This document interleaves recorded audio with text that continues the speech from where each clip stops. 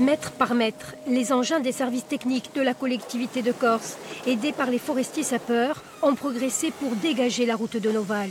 Il leur a fallu soulever des tonnes de terre, de pierres et de végétation accumulées sur la voie.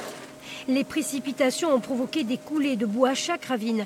Habituellement, l'eau y ruisselle pour être recueillie dans des buses, pas cette fois. Le phénomène climatique exceptionnel a provoqué d'énormes éboulements.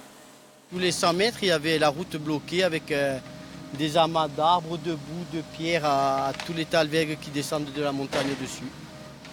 Et depuis mercredi qu'on est sur cette portion de route entre Pietra et Novale, qui était fermée jusqu'à hier, et qui est peut-être encore fermée parce qu'il y a des travaux à réaliser un peu plus loin, 1 kilomètre de là.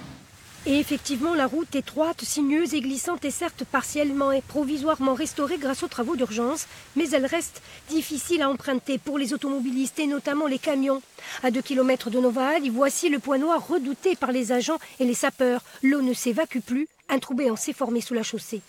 On est en dessous le niveau de la route et c'est assez dangereux parce que l'eau a raviné sous la route jusqu'à la moitié de la chaussée.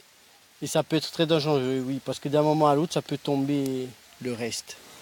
Aux côtés des services de la collectivité de Corse, des entreprises privées doivent intervenir pour monter ici un mur de soutènement. Autres travaux qui vont démarrer dès lundi.